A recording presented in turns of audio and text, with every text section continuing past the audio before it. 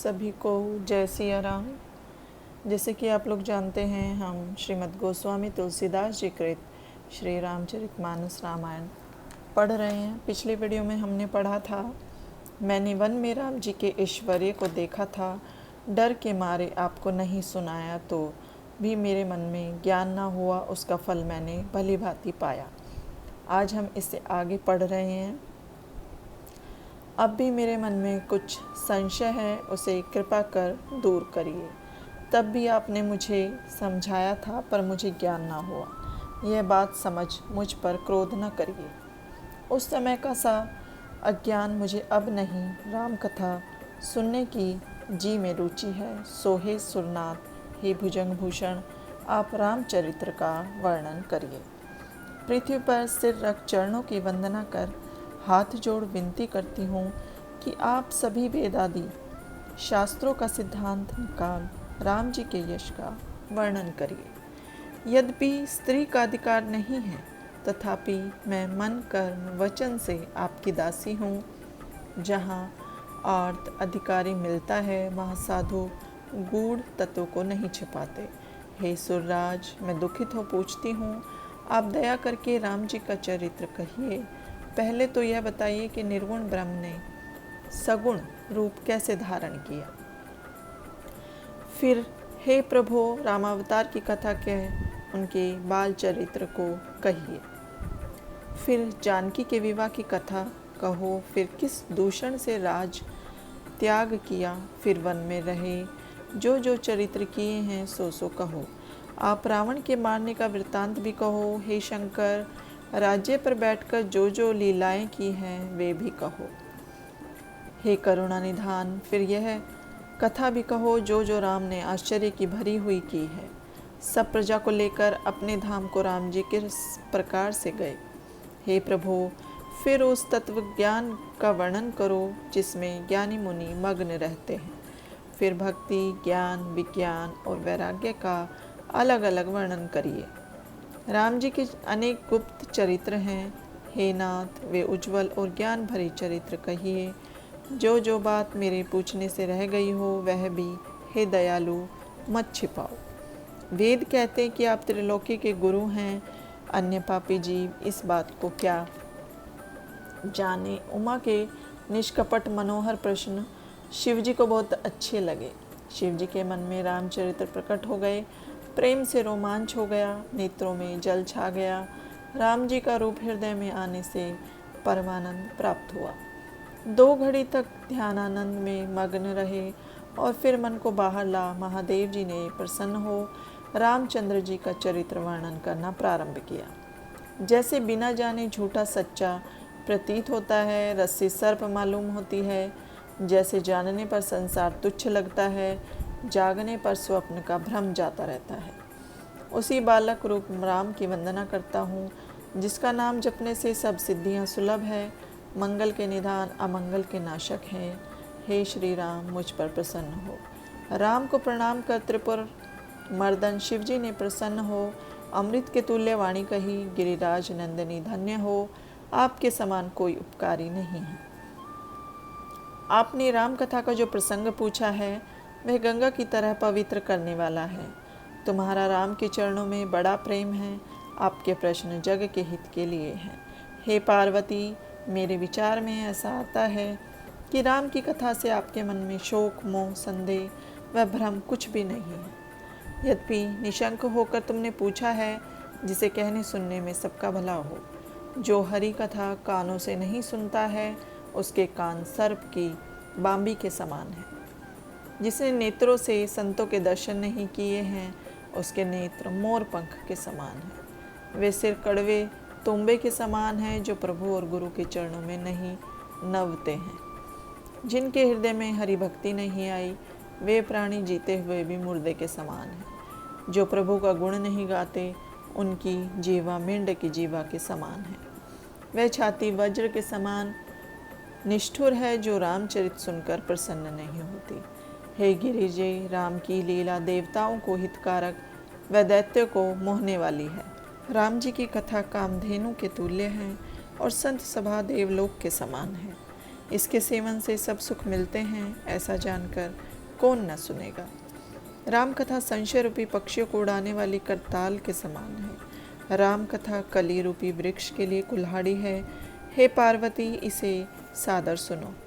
राम के असंख्य नाम, गुण, मनोहर चरित्र और जन्म कर्म वेदों में कहे हैं। जैसे राम अनंत है, वैसे ही कथा और कीर्ति के गुणगान अनंत है। तो भी वेदोक्त रीति और गति तथा अपनी बुद्धि के अनुसार तुम्हारी अतिशय प्रीति देख कहूँगा। हे उमा, तेरे प्रश्न स्वाभाविक, संतों के अनुकूल और मुझको प्रिय है। हे भवानी, एक बात मुझे पसंद नहीं, यद्यपि तुमने अनजाने कही है। तुमने जो कहा कि जिसे वेद गाते और मुनिजन ध्यान करते हैं, क्या वह राम दूसरा है? ये बात वे ही नीच लोग कहते हैं जो मोहरूपी पिशाच ने ग्रस्त कर रखे हैं। वे पाखंडी हैं, हरिपद विमुख और झूठ सत्य को नहीं जानते हैं। जो अज्ञानी, मूर्ख, अंधे, अभागे हैं, जिनके मन रूपी दर्पण पर विषयों की काई लग रही है, लंपट, कपटी और कुटिल हैं, स्वप्न में भी संत सभा नहीं देखी है। वे ही वेद विरुद्ध बातें कहते हैं, उन्हें लाभ हानि नहीं सूझता। जिनका मन रूपी दर्पण मलिन और नेत्रहीन है, वे दीन राम रूप को कैसे देख सकते हैं? जिनको निर्गुण सगुण का ध्यान नहीं है, वे अनेकों कल्पित वचन कहते हैं और भगवान की माया से जगत में भ्रमते हैं। वे जो कह दे सोई थोड़ा है। जो वायु रोग में आभूत के वश ज्ञान शून्य हो जाते हैं, वे विचार कर नहीं बोलते। जिनने मोह रूपी मद पी लिया है, उनकी बातों का ध्यान नहीं देना चाहिए। हे पार्वती, ऐसा मन में विचार, सब संशय को त्याग, राम का भजन करो और भ्रम रूपी अंधकार की नाशक सूर्य की किरणों के तुल्य मेरी बातों को सुनो। मुनि, पुराण, पंडित और वेद कहते हैं कि सगुण निर्गुण में कुछ भेद नहीं है। जो निर्गुण और अजन्मा है, वही भक्तों के प्रेमवश सगुण हो जाता है। तुम्हारा यह प्रश्न है कि जो निर्गुण है वह सगुण कैसे हो सकता है? तो यह बात ऐसे है कि जल और हिम में कुछ भेद नहीं है। जिसका नाम भ्रम रूपी अंधकार के लिए सूर्य के समान है, उसे मोह का प्रसंग कैसे कहा जा सकता है? राम तो सूर्य के समान है। वहाँ मोह रूपी रात्रि किंचित भी नहीं है। राम जी का रूप स्वयं ही प्रकाशमान है। वहाँ विज्ञान का प्रातःकाल होता ही नहीं है। हर्ष, विषाद, ज्ञान, अज्ञान, अहंकार और अभिमान ये जीव के धर्म हैं। संसार जानता है राम परब्रह्म, सर्वव्यापक, परमानंद, स्वरूप और अनादि है। जो पुरुष नाम से प्रसिद्ध है, प्रकाश के भंडार और पर अपर के स्वामी हैं, वही रघुकुल मणि मेरे स्वामी हैं। यह कह शिवजी ने मस्तक नवाया। अपने भ्रम को अज्ञानी लोग नहीं समझते। वे जड़ बुद्धि अपना दोष प्रभु पर लगाते हैं। जैसे आकाश में बादल देखकर अज्ञानी कहते हैं कि सूर्य छिप गया। जो आंखों पर अंगुली लगाकर देखता है, उसे दो चंद्रमा दिखते हैं। हे उमा, राम के विषय में मोह करना ऐसे है जैसे आकाश में अंधेरा, धुआं और धूल का भ्रम। इंद्रियों के विषय, इंद्रियों के देवता और जीव, ये सब एक दूसरे से चैंत्यता प्राप्त करते हैं।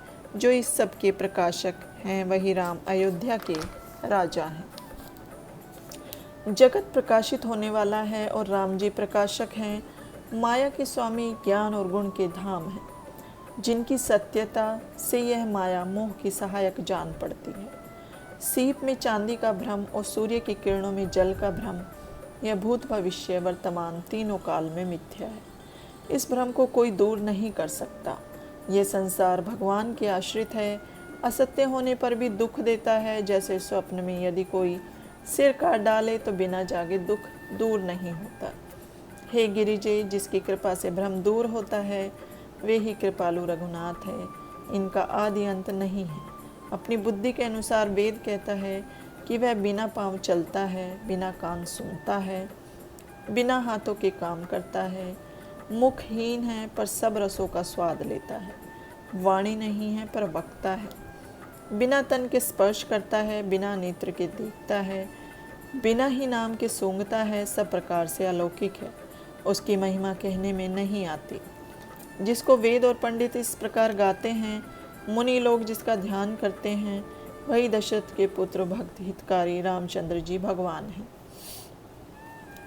काशी में मरते हुए प्राणियों को देख जिनके नाम के बल से उन्हें शोक रहित कर मुक्ति देता हूँ, वही चराचर के स्वामी राम जी सबके अंतर्यामी हैं। जो विवश होकर भी उनका नाम लेते हैं उनके पाप दूर हो जाते हैं। जो सादर भजते हैं इस संसार से गोपद की तरह पार हो जाते हैं। हे भवानी, वही परमात्मा राम है, उनमें भ्रम करना तुम्हारी अयोग्य बात है। ऐसा संदेह हृदय में आते ही ज्ञान और वैराग्य तथा संपूर्ण गुण जाते रहते हैं। शिव जी के भ्रमनाशक वचनों के सुनते ही कुतर्क की सब रचना दूर हो गई। राम जी के चरणों में प्रीति उत्पन्न हुई। मन के संकल्प विकल्प जाते रहे। बार बार अपने स्वामी शंकर जी के चरण कमल पकड़ और हाथों को जोड़ पार्वती ऐसे उत्तम वचन बोली कि जो मानव प्रेम रस में सान लिए थे। चंद्र किरण समान शीतल वाणी को सुन मोह रूपी शरद ऋतु की गर्मी शांत हो गई। हे कृपालु, आपने संशय दूर कर दिया। अब मुझे रामचंद्र राम रूप का ज्ञान हो गया। हे नाथ, आपकी कृपा से मेरा दुख जाता रहा। अब सुखी हो गई हूँ। यद्यपि स्त्रियाँ जड़ और अज्ञान होती हैं तो भी मुझे अपनी दासी जानना। जो मैंने पूछा है सो कहो, जो आप मुझ पर प्रसन्न हो। राम तो परब्रह्म सच्चिदानंद विनाश रहित सब प्रपंच से रहित सर्वांतर्यामी है। हे नाथ, इन्होंने मनुष्य देह कैसे धारण की। हे वृषकेतु, समझाकर कहिए। तब तो पार्वती के विनीत वचन सुन और राम कथा पर पवित्र प्रीति देख। स्वाभाविक ही चतुर शिरोमणि कृपानिधान श्री शिव जी हृदय में बड़े प्रसन्न हुए और पार्वती की बड़ी प्रशंसा कर कहने लगे कि हे भवानी, निर्मल रामचरितमानस की शुभ कथा सुनो, जिसे पक्षीराज गरुड़ जी ने सुनी थी तथा काकभूषणी जी ने कही थी। वही उदार संवाद जैसे जैसे पहले हुआ है वैसे वैसे ही कहूँगा। वही सुंदर पापनाशक राम अवतार का चरित्र सुनो। आज के लिए जय सिया राम। इससे आगे अब हम नेक्स्ट वीडियो में पढ़ेंगे।